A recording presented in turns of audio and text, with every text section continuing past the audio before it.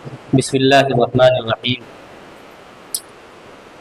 لقد کان لکم فی رسول اللہ اسوۃ حسنہ لمن کان یرجو اللہ والیوم الآخر وذکر اللہ کثیرا۔ صدق اللہ العظیم۔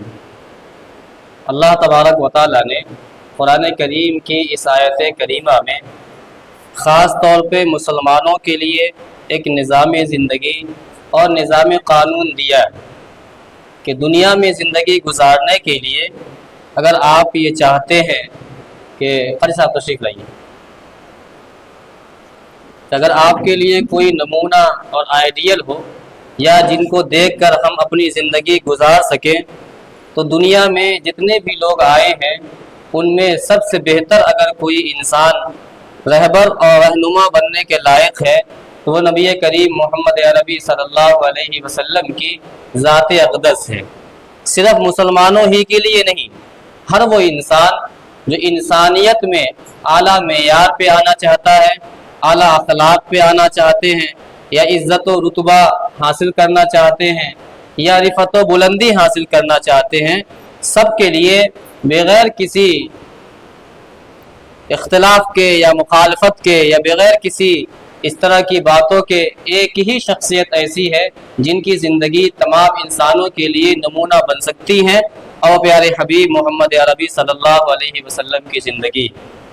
آج یہ سیرت النبی صلی اللہ علیہ وسلم کیمپ کا دوسرا دن ہے۔ اللہ تعالیٰ نے انسان کو جو پیدا کیا، اس پیدا کرنے کا صرف ایک مقصد ہے، وہ ہے عبادت کرنا، اللہ کو راضی کرنا، اپنی زندگی کو اس انداز میں گزارنا گویا کہ یہی اللہ کا منشا، اللہ کی مرضی ہے، اللہ ہم سے یہی چاہتے ہیں۔ اگر ان باتوں کو ذہن میں رکھ کر انسان اپنی زندگی گزارے تو وہ شریعت کے دائرے میں رہتے ہوئے نبی کریم صلی اللہ علیہ وسلم کے طریقے کے مطابق اپنی زندگی گزارنے پر خوشی محسوس کرے گا۔ مرد اور عورت شریعت میں دونوں میں کوئی فرق نہیں ہے، یعنی ایسا نہیں ہے کہ مردوں کے اوپر شریعت کے بہت سارے احکام کی زیادہ پابندیاں عائد ہیں، عورتوں کو چھوٹ دی گئی ہے، یا ایسا بھی نہیں ہے کہ عورتوں کو اللہ تبارک و تعالیٰ نے یا نبی کریم صلی اللہ علیہ وسلم نے بہت ساری عبادتوں اور قانون کے تحت رہنے پہ مجبور کر دیا ہو یا مردوں کو چھوٹ دے دی گئی ہو۔ ایسا بالکل نہیں ہے۔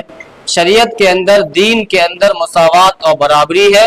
جتنے احکام مردوں پہ فرض ہیں اتنے ہی عورتوں پہ فرض ہیں، تھوڑی بیشی کچھ معاملے میں کمی بیشی کے ساتھ۔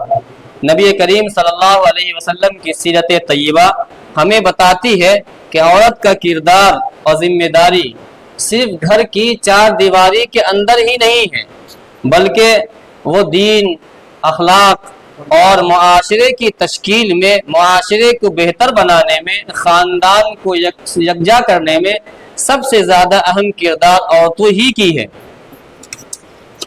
نبی کریم صلی اللہ علیہ وسلم کی سیرت کی روشنی میں اگر عورتوں کے مقام اور رتبے کو دیکھنا ہو تو ہمیں سیرت کا مطالعہ کرنا پڑے گا، سیرت کی کتابوں کو پڑھنی پڑیں گی۔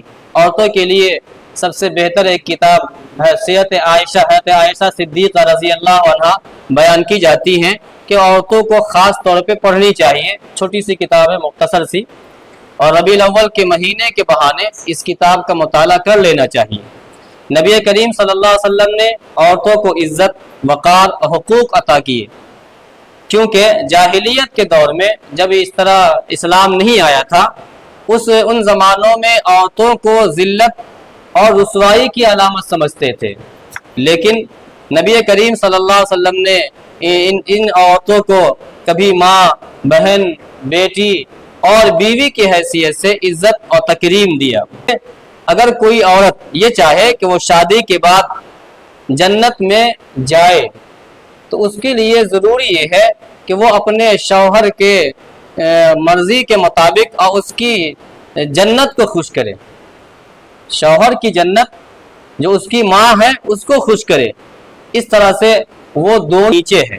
اور نبی کریم صلی اللہ علیہ وسلم نے فرمایا کہ تم میں سب سے بہتر وہ انسان ہے جو اپنے اہل و عیال کے درمیان سب سے بہتر ہو، یعنی گھر میں رہتا ہو، بڑے اچھے اخلاق سے، بہت اچھے انداز سے رہتے ہوں، जिनका जो हक है वो देते हूँ, इज़्ज़त व तकरीम के साथ, मुआशरत के साथ और भलाई के साथ रहते हो, और मैं तुम में सबसे बेहतर हूँ अपने अहल अयाल के बीच।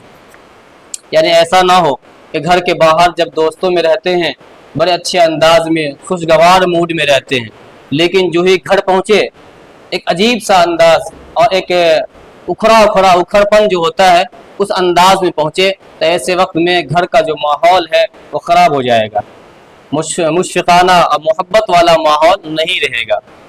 ये इन अंदाज को अपनाने के लिए शरीयत ने 4-5 तरीक़े बयान किए कि औरतों की क्या जिम्मेदारियाँ हैं।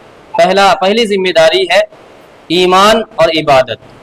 सबसे पहली जिम्मेदारी अल्लाह और उसके रसूल नबी करीम सल्लल्लाहु अलैहि वसल्लम की इताअत है, और वो इताअत का एक ज़रिया नमाज है, रोज़ा है, ज़कात है, और दीन के बुनियादी अहकाम पर भी औरतों को उन तालीम का हासिल करना ऐसे ही फ़र्ज़ है जैसे मर्दों को फ़र्ज़ है।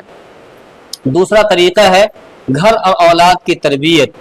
चूँकि औरतों की ज़्यादा ज़िंदगी घर की चार दीवारी के अंदर गुजरती है, इसलिए ये जिम्मेदारियाँ मर्दों से ज़्यादा औरतों के ज़िम्मे दी गई ताकि वो अपनी निगरानी में इन नस्लों को परवान चढ़ा सके।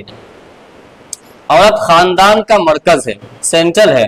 माँ की आगोश ही यानी उनकी गोद ही पहली दरसगाह है जहाँ बच्चे ईमान, अखलाक और किरदार की तरबियत पाते हैं। सीरत नबी सल्लल्लाहु अलैहि वसल्लम में ऐसी बेशुमार मिसालें हैं कि सहाबिया खातून जो थी अपने बच्चों को ईमान और जिहाद पर तैयार करती थी। जब बच्चों को सुलाने के लिए लोरियाँ सुनाती थी तो उनकी लोरियाँ इस्लाम से हम आहंग होती थी। आज की तरह नहीं कि वो किसी तरह का गाना या इस तरह का अंदाज चुन लेती हैं। वो अगर बच्चों को कहानी भी सुनाती थी तो अपने नेक लोगों की, अपने से पहले जो बुजुर्गान दीन गुजरे हैं उनके वाक़यात सुनाती थी, ताकि इन बच्चे के कल्ब पे, दिलों पे उनका असर ज़्यादा मुरत्तब हो। तीसरा तरीक़ा है इल्म का हुसूल और तालीम देना। इंसान और जानवरों में एक सबसे बड़ा फ़र्क ये है कि एहसास इंसान के अंदर भी है, प्यार, मोहब्बत, जज्बा, शफ़क़त जानवर के अंदर भी है, इंसान के अंदर भी है। वो भी अपने बच्चों के लिए अपने दुश्मन से लड़ जाते हैं और इंसान भी लड़ जाते हैं। बस फ़र्क ये है कि वो सही और गलत का अंदाज़ा नहीं लगा पाते और इंसान इसका अंदाज़ा लगा पाते हैं। उस सही और गलत का अंदाज़ा लगाने के लिए सबसे पहली चीज़ जो अल्लाह ने फ़र्ज़ करार दी, नबी करीम सल्लल्लाहु अलैहि वसल्लम ने फ़र्ज़ करार दिया, वो एजुकेशन और तालीम। अगर हम पढ़े लिखे होंगे अपनी औलादों की तरबियत उसी तरह अंदाज में करेंगे। माएँ और लड़कियां पढ़ी लिखी होंगी तो उनका गोद जो पहला मदरसा है उससे कैसे बच्चे तरबियत पाके और ट्रेनिंग पाके निकलेंगे उसका अंदाज़ा एक पढ़ी लिखी खातून ही कर सकती है। जिन्हें इसका इल्म नहीं है उनको समझाना बहुत मुश्किल हो जाएगा। इसीलिए इस्लाम का ये कानून है कि इल्म का हासिल करना हर मुसलमान मर्द औरत पर फ़र्ज़ है। चाहे इल्म का मतलब ये नहीं है कि सबको हाफिज ही बन जाना है, आलिम ही बन जाना, मुफ्ती ही बन जाना है।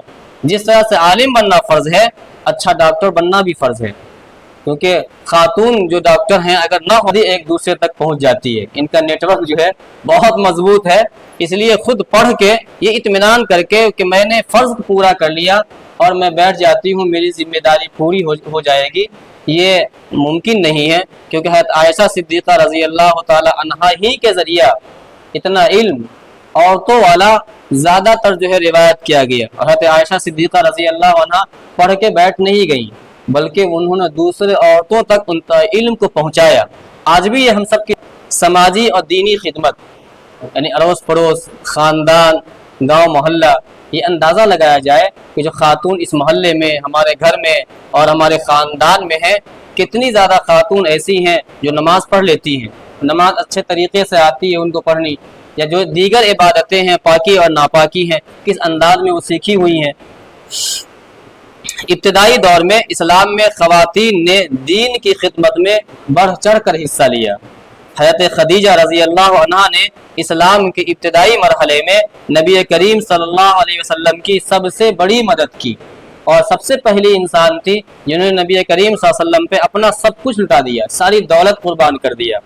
हज़रत आयशा रज़ी अल्लाह अन्हा ने इल्म और हदीस को महफूज किया اور دوسری خاتونوں نے میدان طباعت میں اور خدمت خلق میں اپنا کردار ادا کیا، یعنی جو جس لائق تھی اپنی صلاحیت کے استطاعت کے بقدر دین میں حصہ لیتی رہی۔ اس لیے آج کے دور میں خاتونوں کے لیے یہی رہنمائی ہے کہ آج کی خواتین پر یہ لازم اور ضروری ہے کہ وہ اپنی زندگی کو سیرت طیبہ کی روشنی میں سنواریں، ڈھونڈیں کہ اللہ کے نبی صلی اللہ علیہ وسلم کی زندگی کے معیار پہ کون سے ایسی چیز ہماری زندگی میں میل کھاتی ہے۔ فیشن پرستی، دنیاوی مشاغل میں الجھنے کے بجائے علم، تربیت اور دین پر عمل کرنے اور کروانے کی کوشش کی جائے۔ گھریلو ذمہ داریوں کو بوجھ نہ سمجھا جائے، وہ بھی عبادت ہے، وہ بھی صدقہ ہے، بلکہ عبادت سمجھ کر ان تمام کاموں کو اپنائیں۔ اپنی اولاد کو قرآن و سنت کے مطابق پروان چڑھانا بھی سب